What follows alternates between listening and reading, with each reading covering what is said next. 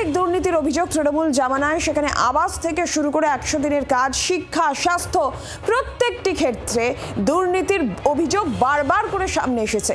সেই সমস্ত সরকারি দপ্তরের প্রাতিষ্ঠানিক দুর্নীতিরই হবে এবার তদন্ত, এবং সেই তদন্তে এবার কমিশন গঠন করল রাজ্য সরকার। একেবারে বিজ্ঞপ্তি জারি স্বরাষ্ট্র দপ্তরের। কমলাক্ষ ভট্টাচার্য সরাসরি রয়েছেন এই মুহূর্তে প্রতিনিধি। কমলাক্ষ, এই যে কমিশন দুর্নীতির তদন্তে, কমিশনে কারা কারা থাকছেন এবং কমিশনে ঠিক কি কাজ হবে, কি ক্ষমতায় কমিশনের থাকছে?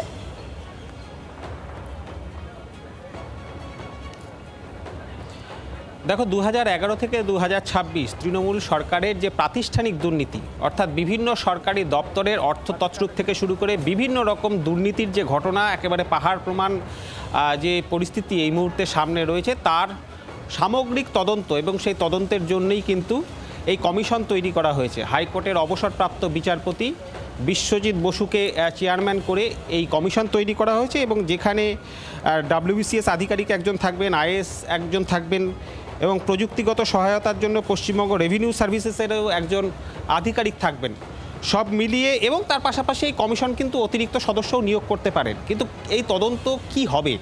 মূলত যে দপ্তরগুলি শিক্ষা, খাদ্য থেকে শুরু করে খাদ্য সরবরাহ, দুর্যোগ মোকাবেলা, পুর নগরোন্নয়ন দপ্তরের যে বিভিন্ন রকম দুর্নীতি, জিটিএর দুর্নীতি, বিভিন্ন রকম যে আমরা অতীতে দেখেছি যে পূর্ত ভূমি দপ্তরের যে বিভিন্ন পাহাড় প্রমাণ দুর্নীতির খবর ইতিমধ্যেই সামনে এসছে, সেই বিষয়গুলো নিয়ে পুঙ্খানুপুঙ্খ তদন্ত এবং ক্ষমতার অপব্যবহার করে বা প্রশাসনিক প্রক্রিয়া লঙ্ঘন করে যে দুর্নীতি হয়েছে সেই বিষয়েও তদন্ত, এবং তার সঙ্গে সঙ্গে অত্যন্ত গুরুত্বপূর্ণ, এই দুর্নীতির পেছনে যারা রয়েছেন সেই মাথা বা রাঘব বোয়ালদের তাদের যে অর্থ, সেই অর্থ কিন্তু বাজেয়াপ্ত করা হতে পারে, সম্পত্তি বাজেয়াপ্ত করা হতে পারে, সেই ইয়েও কিন্তু ক্লজও কিন্তু থাকছে এই বিজ্ঞপ্তিতে আমরা দেখতে পাচ্ছি।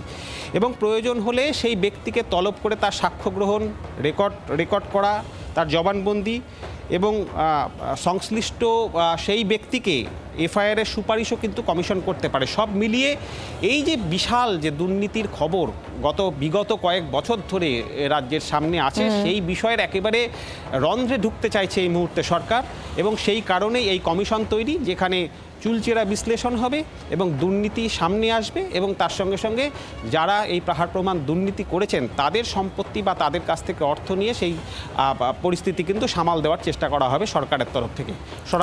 ধন্যবাদ তোমাকে। আর এই যে তৃণমূল জামানার দুর্নীতি, এই প্রসঙ্গে এর আগে প্রধানমন্ত্রী থেকে কেন্দ্রীয় স্বরাষ্ট্রমন্ত্রী, রাজ্যের মুখ্যমন্ত্রী কি বলেছিলেন শোনাই। यहाँ टीएमसी की निर्मम सरकार 15 साल से है और केंद्र में भाजपा की सरकार 11 साल से है। 15 साल में टीएमसी की दुर्नीति, भय और भ्रष्टाचार ने बंगाल के हर परिवार को भयभीत कर रखा है। लेकिन इस दौरान बीजेपी के सुशासन के प्रति जनता का विश्वास बढ़ता ही गया है।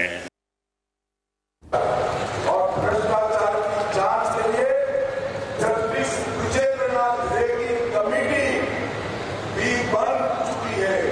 जिन्होंने भ्रष्टाचार किया था उनको मैं फिर से याद कराना चाहता हूँ। कमेटी की रिपोर्ट आते ही पाई निकालने के लिए आप तैयार रहना। যেখানেই আমরা হাত দিচ্ছি বিগত সরকারের দুর্নীতি, স্বেচ্ছাচারিতা এবং সরকারি টাকা কিভাবে এরা লুট করেছে, আপনি ভাবলেও অবাক হয়ে যাবেন। পুরুষদেরকে বিধবা ভাতা দিয়েছে। বাংলার আওয়াজ, বাঙালির আবেগ, জি 24 ঘন্টা।